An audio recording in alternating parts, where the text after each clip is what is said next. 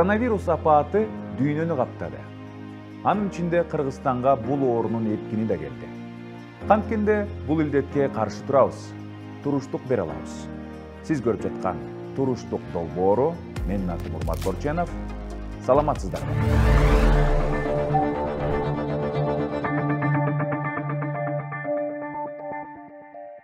Эгерде сиз жакын арада базарга барсаңыз, демек азык-түлүккө болгон баа кыйла кымбаттаганын байкадыңыз болуш керек. Мурда эң керек болгон азыктарды сатып алууга жеткен акчаңыз көбүнө жетпей калып атабы? Чынында ошондой. Март айындагы бааларга салыштырмалуу учурда кыйла кымбатчылык өкүм сүрдү. 1 килограмм эттин баасы дээрлик 100 сомго кымбаттады. 1 кап ун 100 канча сомго көтөрүлдү. 1 литр май жана макарондун баасына бери дегенде эле 20 сом кошулган. Жашылча жемиш, сүт азыктары, чийки азыктардын баары кымбаттап жатат. Баалардын өсүшү биздин өлкө пандемия учурунда бет келген экономикалык көйгөйлөрдүн таасири десек болот. Дагы бир мисал. Көбүбүздүн миграциядан кайтып келүүгө аргасыз болгон туугандарыбыз жана досторубуз бар, Эми алар жумуш таба албай жатышат. Жыл ичиндеги жумушсуздуктун жалпы көлөмү 5%дан 21%га чейин өсүшү мүмкүн. Бул 350 000 кыргызстандык жумушсуз калды дегенди билдирет. Муну кадыресе көрүнүш деп айтууга болбойт. Адатта берекелүү күздө ак дөөнүн карды жарылып, бардык азык жеткиликтүү болот. Ошондуктан кыргыз эли той аштын баарын күзгү убакка белгилешет. Анын үстүнө куда сөөк, алыш-катыштар менен дайым байланышта болуу элибиздин негизги баалуулуктарынын бири эмеспи? Ошол себептүү азыр көпчүлүк эмне кылаар, айласын таппай турган чагы.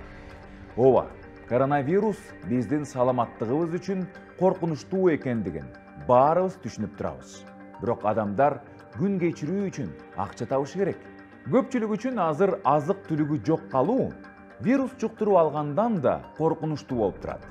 Айрымдар жыл бою чарбачылык кылып, талаада иштеп, мал багышса, эми аймак борборлоруна каттап, көп элдин чордону болгон транспортто, базарларда жүрө баштады. Ооба, той аш деп конокко баруу кооптуу экендигин түшүнөбүз. Бирок жаз, жай айларында оорунун биринчи эпкини күч алганда карантин болуп, көптөр үй бүлөлүк жакшылыктарын кийинкиге жылдырып келди. Той бул тобокелдик. Бирок жашоо агымы уланып жатат да. Кимдир бирөө үйлөнүп, же турмушка чыгышы керек. Дагы биринин мааракеси болот. Айрымдарга түлөө өткөрүү керек дегендей. Кээ бирлери жыл бою жакындарын көргөн эмес, же канча жылдардан бери башкаларга берген кошумчасын алууга убакыт келгендер. Же болбосо көптөрү рахат алып, топтолгон стресстен бир аз арылгысы келет. Кыскасы, шаар тургундары үчүн каникул жайында болсо, ал эми жыл бою айыл чарбасы менен алып урушкан айылдыктардын эс алуусу дал ошол күзүндө башталат. Кандай кылыш керек? Балким оорунун эпкини тийбейттир. Канткен менен жай мезгилинде баардыгы ооруду. Эми оору жукпайт дешет. Коронавируска көздү жумуп, жашоону уланта берүүгө болобу? Тилекке каршы андай эмес. Коронавирусту капарга албай коюу болбойт. Коронавирус жоголгон жок, ал тургай алсыраган да жок. Анын үстүнө оорунун жугушу күчөп, көбөйүп жатканына күбө болуп жатабыз. Кимдир бирөө муну экинчи толкун деп атады. Бирок мен сиздердин көңүлүңүздөрдү маанилүү бир нерсеге бургум келет. Жайында оору Бишкек, Ош, Жалал-Абад, Каракол шаарларында күч алса, азыр вирус аймактарга, анын ичинде айылдарга чейин кирип кетти. Албетте, айыл жашоочулары аймактарда шаарларга караганда кыйыныраак болоорун түшүнүшөт. Анткени оорукана, дарыкана, дары-дармек, врачтар дээрлик аз. Демек, өзгөчө жоопкерчиликтүү болуу зарыл. Бул эмнени билдирет? Ошондо жумуштан толугу менен баш тартышыбыз керекпи? Бул мүмкүн эмес. Жакындар менен болгон мамилебизди үзүшүбүз керекпи? Анда да болбойт. Каада салттан баш тартабызбы? Бирок бизди бириктирип, эл менен эл кылган нерселер ушулар да. Азыркы тапта каада салтка акыл менен мамиле кылчу мезгил келди. Үрп адатка эмес, баалуулуктарга көңүл буруу зарып, мурда жакындарыбызга кам көрүү, алардын жакшылыктарына катышуу, көңүлүн жубатып, сый тамак берүү болсо, эми жакындарыбызды тобокелдикке кептебөө үчүн той аштардан убактылуу баш тартуу керек болуп турат. Мурда ата-энени ардактоо, төргө өткөрүү болсо, азыркы кырдаалда ата-энени ардактоо, аярлоо, бирөөнүкүнө барба, сактаныңыз деп айтуу. Көпчүлүк ата-энелерибиз той аштарга баруудан өздөрү деле кооптонушат. Бирок сөзгө калгылары келбейт. Эгер сиз аларга дем берип, барбашына себепкер болсоңуз, аларга тойдон баш тартуу жеңил болооруна толук ишенем. Той алып барып жүргөн адам катары айтып коеюн. Көптөр той бергенде бата алуудан тышкары бир нече жылдар бою катыштарына алып барып жүргөн кошумчасын чогултууну көздөшөт. Ишенип коюңуз, бир дагы конверт жоготкон ден соолукка арзыбайт. Сизди жана үй бүлөңүздү дарылоо алган акчаңыздан кымбатка турушу мүмкүн. Бир жагынан алганда, кыргыздар той аштар көбөйүп, акчанын баары эле ошол жака кетип атат деп наалганын көп угабыз. Келгиле эмесе, бир аз убакытка тыныгуу алалы. Бул баарыбыз үчүн жеңил болмок. Ошондой эле кыргыздар үчүн белгилүү төл сөз эл эмне дейт деген шылтоосу бар. Той бербей коюп, башкаларга сөзгө калгысы келбейт. Бирок сиздин тойго чогулган адамдар оору жугузуп алып, капысынан жамандык болуп кетсе, эл эмне дээрин ошондо угасыз. Сизге бул керекпи? Бирок чыны менен той өткөрбөй коюу мүмкүн эмес болуп жатса, анда жүздөгөн адамдарды чакыруунун кереги жок. Жакындарды гана чакырып, сый көрсөтүңүз. Колго суу куюу салтын антисептик чачуу менен алмаштырыңыз. Ошондой эле сизде кандайдыр бир белгилер байкалса, жөтөл, алсыроо, булчуңдардын жана муундардын оорушу, дене табы же чыйрыгуу болсо, анда эч ким менен байланышпаңыз. Суук тийип, тумоолоп калдым деп ойлоп, конокко барчу болбоңуз. Достор, дагы бир жолу баса белгилейин. Коронавирус биздин аймактарга чейин жетти. Жашырганда эмне? Чынында айылдарда адамдар бет кап кийишпейт. Бул адатты өзгөртүп, бет кап тагына баштайлы. Анткени дал ушул тапта көпчүлүгү облус борборлоруна жана шаарларга айыл чарба продукцияларын, мал, эт жана башкаларды соодалоо үчүн байма-бай каттап жаткан чагы. Бет капты сөзсүз коңшулардыкына барганда, же көчөдө жолукканда, базар, дүкөн же башка коомдук жайларга барганда, коомдук транспорттарда, автобус, маршруттук такси же таксиге түшкөндө тагынуу керек. Жыйынтыктап жатып, көңүл сүйүнтөрлүк бир нерсени айта кетейин. Коронавирустун биринчи толкуну чоң зыян гана келтирбестен көп нерсени үйрөттү. Дарыгерлер бул оору менен күрөшүүдө көбүрөөк тажрыйба топтошту. Симптомдоруңузду кылдат байкап, ооруну жашырбастан дароо медициналык жардамга кайрылуу менен дарылоону жеңилдетүүгө болот. Эң башкысы, сактык чараларды колдонуу менен вирустан коргоно аласыз. Өзүңүздөргө жакшы карап, дени сак болуңуз.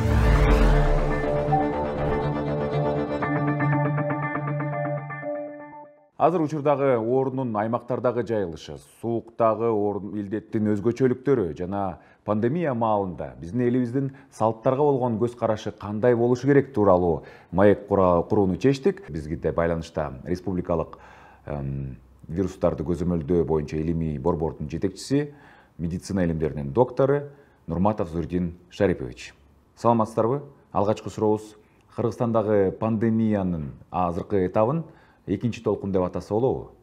Ооба, азыркы журналисттердин айтуусу боюнча, элдин айтуусу боюнча экинчи толкун деп койсок болот, эл ошого көнүп калды. Мен бир аз айтып кетер жерим мындай деп баштайын деп атам да. Ушул коронавирус жаңы чыккан убакта бүткүл дүйнө жүзү боюнча эле жалпы эле элге эле эмес, медициналык кызматкерлерге дагы, ошол тарапта илимий багыттагы иштеп жүргөн кишилерге дагы бул оору толук бойдон белгилүү эмес болчу да. Бул вирус өзү жаңы чыккан вирус. Бул мындан ары кандай болуп таркалат, кандай эпидемиологиялык өзгөчөлүктөрү бар, ошонун көпчүлүгү белгилүү эмес болчу да. Бул оору таркалышы, анын көбөйүшү көпчүлүк учурда эң негизги фактору бул адамдардын өзүнүн жүрүм турумуга багыштуу болот экен да. Элдин жүрүм туруму биринчи карантинден көз каранды болду, мамлекеттин айтканына, медиктердин айткандарына ишенип ылдыйга кетти. Кийин бул оору жеңил дегендей кылып туруп өздөрүнчө жыйынтык чыгып алып туруп кайра оору көбөйүп кетти. Июлда өтө көп катталып кетти. Мурдакы июнь айга караганда Кыргызстанда июль айында 6 эсе көбөйүп кетти да. Азыр оору аймактарда күчөп атат. Региондогу ооруканалар, чоң шаарлардагы ооруканаларга караганда канчалык деңгээлде оорууну ооздуктай алат? Андагы айырма барбы абал? Ооба, бар. Бул жерде оорулардын ошо жүрүшүнө жана биринчи кезекте айтып кеттик, элдин жүрүм туруму бул деген эң негизги фактор болуп эсептелинет. Экинчиси, элдин баягы жашоо шарты, канчалык эл жыш жашаган жерде тезирээк таркалат. Мисалы үчүн көп жылдан бери эле биз грипп, ОРВилердин деле анализдерин карап көрө турган болсок, могул эместе Бишкекте, Чүй областында башка жактарга караганда көбүрөөк катталат да. Эмне үчүн? Бул миграцияга дагы байланыштуу болот да. Миграцияга байланыштуу. Мисалы үчүн Бишкек шаарына, Чүйгө нарындан кишилер келет, бул жактан кайра кетет, Көлдөн да келет, кайра кетет. Мисалы үчүн Баткен областынан да келет, кайра кетет. Ушу миграция эң көп болгон жери бул жер болот. Сыртка чыгуу дагы ушу Бишкек аркылуу көп болот. Ошондуктан бул жерлерде көрсөткүчтөрү көбүрөөк болуп катталып атат да. Ооруканалар менен дарыгерлердин деңгээли ошол экинчи толкунду ооздуктай алабы? Ооруканаларда ооруканалардагы болгон ооруларды жаткыруучу орундуктар, ал жердеги дары дармектердин бар болгондору, медиктердин ушунчалык жакшы дарылоого мүмкүнчүлүгү бар болгондугу эч кандай таасир этпейт азыркы оорудун жүрүп аткандыгыга. Региондордогу экинчи толкунга даярдануу чоң шаарлардагы аракеттерден канчалык айырмаланат? Негизи эле аймактардагы инсандар бул оорудан көбүрөөк жапа чегип калууга тобокелдиги бийигирээкпи? Бул жерде мындай деп жооп берейин деп атам да. Региондордо, айылдарда ошо медициналык мекемелерди өзүңөргө деле белгилүү бир аз мүмкүнчүлүгү азыраак болот да. Ал жерде кээ бир жерлерде, көпчүлүк жерлерде даже просто врач дагы жок болуп калат да. Фельдшерлер гана бар болуп калышы мүмкүн. Ошондо ал жерде ооруп калса, ал жердеги толук кандуу дарыланууга мүмкүнчүлүгү болбой калат. Шаарларда болсо ага караганда көбүрөөк ооруканалар шаарларда жайланышкандагы бул жерлерде бардыгыны толук кандуу дарыланууга мүмкүнчүлүгү бар болот да. Бирок ушулардын бардыгыны биз эске алып, бул менен биз эң негизинен кайра эле дагы бир жолу айтып кетишим керек, ошо жүрүм турумубузду оңошубуз керек да. Кайра эле ошо айыл жерде жашап жаткан элдер болсо, кандайдыр бир өтө зарыл иши болбосо, могу шаарга келип же болбосо бирдемелерге келип той топур болобу же болбосо жанагыдай тажыя болобу, ошолордун жерлерге келбей эле койсо, баягы март айынан берки бүгүнкү күндөгү азыркы медициналык кызматкерлердин ушул ооруга болгон, мындайча айтканда, билими, ага дарылоого болгон жөндөмдүүлүгү бир кыйла эсе өстү деп койсок болот да. Клиникалык протоколдору дагы жаңы оору болгондугуна байланыштуу биринчи эле жазганда кандай кылыш керек экендигини эч ким билбейт болчу, биз эле эмес, бүткүл дүйнө жүзүндө дагы бардык медиктерде. Бизде бүгүн мына эми 4 жолу клиникалык протокол өзгөрүлүп чыкты, эми 5-чиси мына чыкканы турат азыркы учурда. Зуридин Шарипович, айтсаңыз, мына биринчи толкун ысык жана кургакчыл мезгилде болду да, азыр болсо суук мезгил. Суук мезгилде вирустун өзгөчөлүктөрү кандай болушу мүмкүн? Вирустун өзгөчөлүктөрү биз башка вирустарды айта алабыз. Суук мезгил учурунда грипп, ОРВ деп койгонубуз баягы сасык тумоо оорулары бир 20дан ашык ар кандай вирустар менен чакырылат. Булар мындайча алып караганда ноябрдын акырынан баштап кескин түрдө жогорулап көтөрүлөт дагы, андан кийин март айларына чейин ушу жогорку деңгээлде сакталып туруп ылдыйга кетет да. Негизинен алып караганыбызда коронавирустун бүгүнкү күндөгү болгон, бизге болгон белгилүү болгон маалыматтарга караганыбызда вирусу сыртка түшкөндөн кийин кандайдыр бир нерселердин бетинде сакталуусу ошол эле нерсенин жанакы нымдуу жерде көбүрөөккө сакталат да. Ошондуктан кышкы мезгилде вирус эгер кандайдыр бир нерселердин үстүнө турса көбүрөөккө сакталып турат и ошого байланыштуу жугуу мүмкүнчүлүгү дагы бир аз жогорулайт. Ошондуктан кышкы мезгилдерде булардыкы көбүрөөк таркалышы мүмкүн деген божомолдорубуз бар да. Себеби бир жылдык бизде жыйынтыгыбыз жок. Бул орууду бир жыл иликтеп көрө элекпиз да. Бир жыл себеби оорудун пайда болгонуна боло элек. Ошол жагын айтып коюшубуз керек. Бирок булар оорудун көп катталуусу эмнеден көз каранды болот? Буга чейинки канча адамда ушуга карата антителалары, иммунитеттери пайда бар болуп калды. Ошол иммунитеттери бүгүнкү күндө биз Кыргызстан боюнча жалпылап алып караганыбызда 30,8% антителалары бар деп эсептеп атабыз да. Ошондой илим изилдөө ишини жүргүздүк. 30га жакын пайыз адамдарда таптакыр булардын бир дагы белгиси болбойт. Мындайча айтканда бир жолу жөтөлүп дагы же температура чыгарып же чүчкүрүп да койбойт. Бирок ал өзү байкабай да калышы мүмкүн. Организми күчтүү болсо, иммунитети жакшы иштеп турган болсо, ошондо баягы эч кандай симптому жок эле же болсо өтө жеңил формасы да ушу менен ооруп антителалары бар болуп калат. Зуридин Шарипович, жогоруда сиз айттыңыз, мына карантин бүтөөрү менен оорулардын саны кескин өстү депчи. Азыр экономикалык эсепеттерге байланыштуу кайрадан карантин жасоо мүмкүн эмес дейт. Сиздин оюңуз боюнча адамдарды негизи коргош керек да. Кандай жүрүм турумда кандай сунуштарды берет элеңиз? Ар бир адам мындай деген нерсени түшүнүш керек да. Бүт бардыгын эле 6-чы, 7-чи, 8-чи класстардан баштап туруп эле 9-чу класстагы баягы биологиясыны ачып көрсөңөр, ошол жерде жашоо үчүн күрөшүү деген турат да. Ар бир жандык күрөшөт. Бул учурда вирус дагы күрөшүп атат. Ошол эле коронавирус дагы ошолордун катарында күрөшүп атат. Кантип бул дүйнөдө жашап калышым керек. И биз дагы ошого карата Алла Таалам бизге акыл берген, ошого карата акылыбызга акыл чайкап туруп, карап туруп, ошого карата иш чараларыбызды жүргүзүшүбүз керек. Бирок элде мындай деген нерсе бар да, баягы көп жылдан бери көнүп калган адат бар. Адатыбыз эмне? Адатыбыз күздө бизде кыргыздарда той топурларды баштоо. Ошо той топурларды өтө көп баштады. Ошондон жогору карап туруп эмесиге оорулар өсүп кетти дагы. Азыр кайрадан ошол оорулардын деңгээлдери көбөйүп кетип атат да. Бирок бүгүнкү күндө эң негизинен биздикиде алып караганда бир нерсеге көңүл буруп коюшубуз керек да. Негизинен бул ооруканалардагы орундуктардын жетишсиздиги. Буга чейин деле коронавирус башталганга чейин деле бул өткөн жылдан да мурунку жылдары дагы жетишпей келген. Айрыкча ушул кыш айларында, азыр мына экинчи толкун деп кыш айларында келип атпайбы? Декабрь, январь айларында ошондой болуп келген да. Ошого байланыштуу Кыргызстан боюнча өтө көп 15тен ашык жаңы эле больницаны курулуп жатат деп койсок болот да. Анын бир канчасы бүгүнкү күндө курулуп бүттү, ооруларды кабыл алып атат. Ал жердеги баягы кислороддук концентраттар, кислород менен адамдарды ошо палаталарга жеткирип берип алыш, ошолорду камсыз кылдыруу, булар баардык жагынан көпчүлүгү даяр болгон.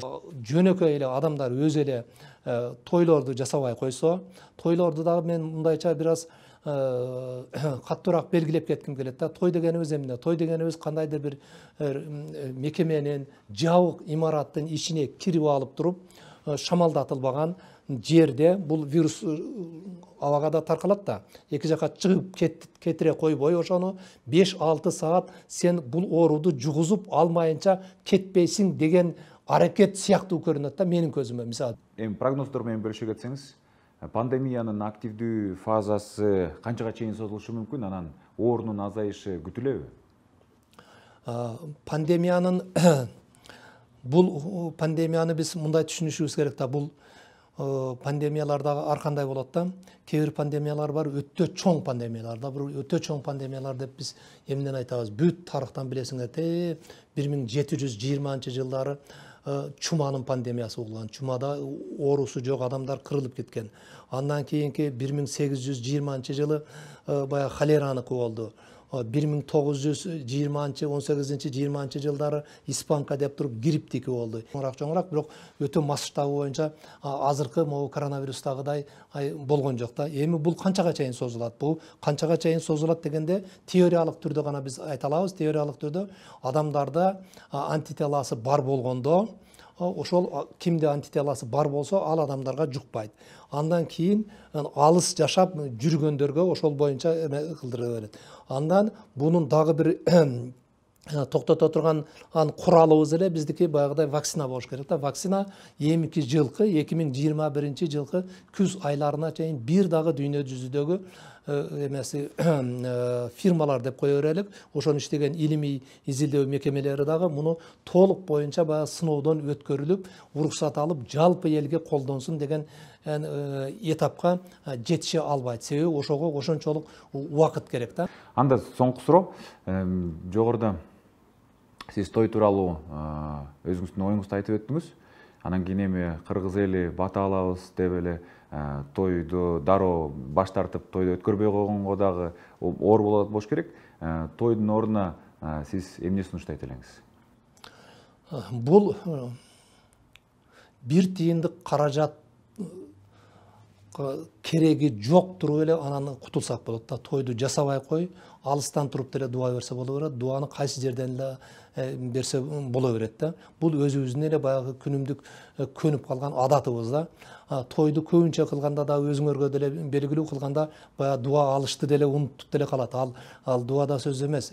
Сөз ошо адамдын мындайча айтканда мен моундай чоң той берип атам, бүт элдерге деп туруп мындайча айтканда текеберчилик деп койсок деле боло берет да. Анычы 10 эседен ашык өлүмдүн учуру көбөйүп кетти. Муну ачык эле айтышыбыз керек да. Азыр ноябрда андан да көбөйүп атат. Булардын бардыгыга ошо сиз өзүңүз той кылган адам күнөөлүүмүн деп туруп сезиш керек да, ошону байкаш керек. Андан кийин тойго барып жаткан адамдар дагы да өзүңөр ошондой барып туруп жугуздуруп алып, же болсо башка бирөөгө ошол жерден барып туруп жугуздуруп келбейин деген ойго келишибиз керек да. Баягы ыйыл учурундагы нерселерди эсибизден чыгарбашыбыз керек дагы, жакшы жашоого аракет кылышыбыз керек. Чоң рахмат, өтө мазмундуу маегиңиз үчүн. Биздин байланышта республикалык вирустарды көзөмөлдөө боюнча илимий борбордун жетекчиси, медицина илимдеринин доктору Нурматов Зурдин Шарипович болду. Ыраазычылык билдиребиз.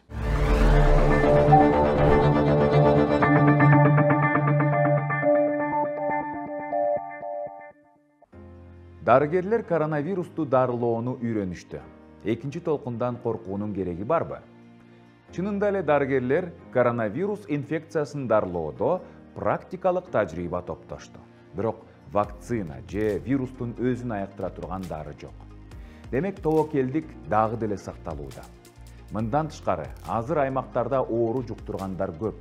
Ошол эле учурда ооруканалар, керебеттер, дары-дармектер жана медициналык кызматкерлер аз. Коронавирус коркунучу дагы деле бар. Андыктан бардык сактык чараларын көрүү керек. Пандемия учурунда жакындарыбыз менен катташпай туруу керекпи? Өзүбүздү коркунучка кептебөөнүн эң мыкты жолу өзүбүздү башкалардан обочо кармоо экенин билебиз. Бирок жакындарыбыз жана туугандар менен байланыштуу үзүүгө болбойт. Алар менен байланышта болуп, мамилени сактап калуу маанилүү. Эң жакшы вариант байланыш каражаттары. Мисалы, телефон аркылуу баарлашып туруу. Ал эми көчөдө же кенен имарат ичинде жолуксаңыз, сактык чаралары болгон бет кап тагынып, аралыкты сактап, антисептик колдонуңуз. Ошондой эле бардыгына кыйын болуп турган азыркы шартта бири-бирибизге колдоо көрсөтүп туруубуз керек.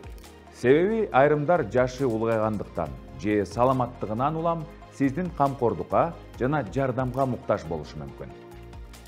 Жылуу жана суук мезгилдерде аш тойлорду өткөрүүнүн айырмасы барбы? Ооба, бар. Жай жана күз мезгилдеринде көптөгөн той аштар ачык асман алдында же терезелери ачык бөлмөлөрдө өткөрүлөт. Кыш мезгилинде тойлор желдетилбеген, жабык бөлмөлөрдө болот. Ал эми коронавирус аба аркылуу жугат. Туюк бөлмөдө канчалык көп адам болсо, ошончолук баарына тез жугат. Ал тургай бет кап жана кол кап кийип алсаңыз да үйүңүзгө ооруп келип, үй бүлөңүзгө жуктурушуңуз мүмкүн. Үйдөн чыкпастан эле жакындарыбызга кандайча сый көрсөтүүгө болот? Цивилизациянын артыкчылыктары болгон интернет, телефон байланышын колдонуңуз.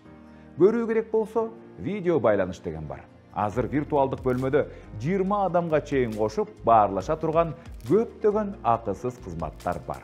Ошондой эле тойго бара албай, бирок кошумча кошуу милдетинен кутулуу керек болсоңуз, анда кадимки мобилдик которуу же терминал аркылуу электрондук капчыкка акчаңызды салып койсоңуз болот. Үй шартында конок күтсөңүз, кантип сый тамак берүүгө болот? Биринчиден, мүмкүн болушунча аз адамды чогултуу маанилүү. Конокторду бири-биринен алысыраак отургузуңуз. Өбүшүүдөн жана кучакташуудан алыс болуңуз. Колдорду антисептик менен тазалап, антисептикти көрүнүктүү жерге коюңуз. Дасторкон үстүндө ар бир адамга жеке идиш бериңиз. Мисалы, пало же 5 бармакты кадимки чоң табактан эмес, ар биринин алдына өзүнчө салып бериңиз. Ооба, бул бир аз адаттан сырткары, бирок коопсуз. Баса, идиш аяктарды өзүнчө колдонуу саламаттыкты сактоо тармагындагы эксперттер айтып келе жаткан жалпы гигиеналык эреже. Өз үй бүлөңүз менен дагы табак, чыны, кашык сыяктуу идиштерди өзүнчө бөлүп колдонуу сунушталат. Анткени сиз жакындарыңыздын кайда жүрүп, ким менен байланышканын билбейсиз да.